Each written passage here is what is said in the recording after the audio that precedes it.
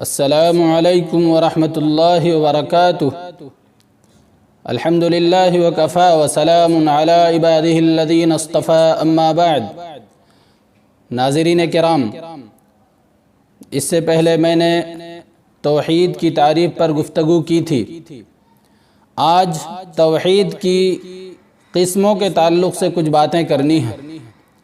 توحید کی 3 قسمیں ہیں: توحید ربوبیت، توحید الوہیت اور توحید اسماء و صفات۔ آج توحید ربوبیت کی تعریف آپ لوگوں کے سامنے پیش کرنا مناسب سمجھ رہا ہوں۔ چنانچہ علماء کرام توحید ربوبیت کی تعریف ان الفاظ میں کرتے ہیں: افراد اللہ سبحانہ وتعالی بافعالہ، اللہ رب العالمین کو اس کے افعال میں اکیلا جاننا اور اکیلا ماننا۔ اللہ رب العالمین کے جتنے بھی افعال ہیں، ان تمام افعال کو اگر ہم چاہیں تو 3 الفاظ میں بیان کر سکتے ہیں۔ سب سے پہلا لفظ ہے الخلق، یعنی پیدا کرنا۔ اللہ رب العالمین ہی سارے جہانوں کو پیدا کرنے والا ہے۔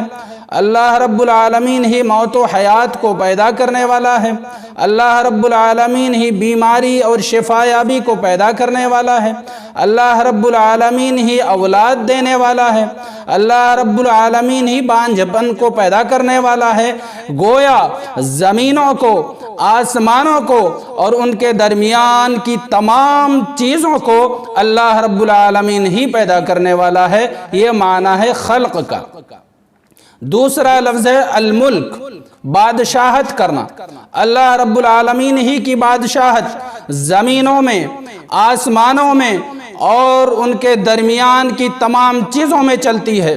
اللہ رب العالمین ہی کے حکم سے ستارے چل رہے ہیں۔ اللہ رب العالمین ہی کے حکم سے سورج مشرق سے نکلتا ہے اور مغرب میں ڈوبتا ہے۔ اللہ رب العالمین ہی کے حکم سے چاند اپنے مدار پر گامزن ہے۔ اللہ رب العالمین ہی کے حکم سے دنیا کی تمام چیزوں کا وجود ہوتا ہے۔ یہی ہے الملک کا معنی۔ اللہ رب العالمین ہی کی بادشاہت دنیا کی تمام چیزوں پر چلتی ہے۔ اللہ رب العالمین کے حکم کے بغیر ایک پتا نہیں ہل سکتا۔ اللہ رب العالمین کے حکم کے بغیر ہوا نہیں چل سکتی۔ اللہ رب العالمین کے حکم کے بغیر بارش نہیں نازل ہو سکتی۔ اللہ رب العالمین کے حکم کے بغیر خیر و شر کسی چیز کا وجود کا تصور نہیں کیا جا سکتا۔ تیسرا لفظ ہے تدبیر، یعنی اللہ رب العالمین ہی آسمانوں اور زمینوں کی تمام چیزوں کا انتظام و انصرام کرنے والا ہے۔ اللہ رب العالمین ہی دن و رات کے اوقات کو محدد کرتا ہے۔ اللہ رب العالمین ہی روزیوں کی تقسیم کرتا ہے۔ اللہ رب العالمین جانتا ہے کہ لوگوں کو کس مقدار میں روزی دی جائے۔ اللہ رب العالمین جانتا ہے کہ بارش کس مقدار میں نازل کی جائے۔ اللہ رب العالمین جانتا ہے دن کو کتنا لمبا کیا جائے۔ اللہ رب العالمین ہی جانتا ہے کہ رات کو کتنی لمبی کی جائے۔ اللہ رب العالمین ہی دن و رات کے تمام اوقات کو محدد کرتا ہے۔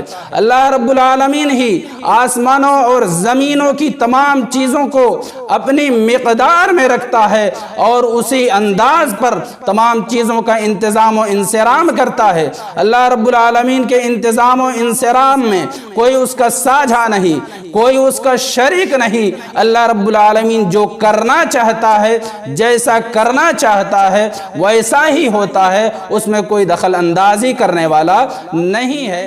انہی 3 الفاظ کے ذریعے، یعنی خلق، ملک اور تدبیر، انہی 3 الفاظ میں اللہ رب العالمین کے تمام افعال کو بیان کیا جا سکتا ہے، اور انہی 3 چیزوں کو مان لینا اور انہیں حرز جان بنا لینا توحید ربوبیت ہے۔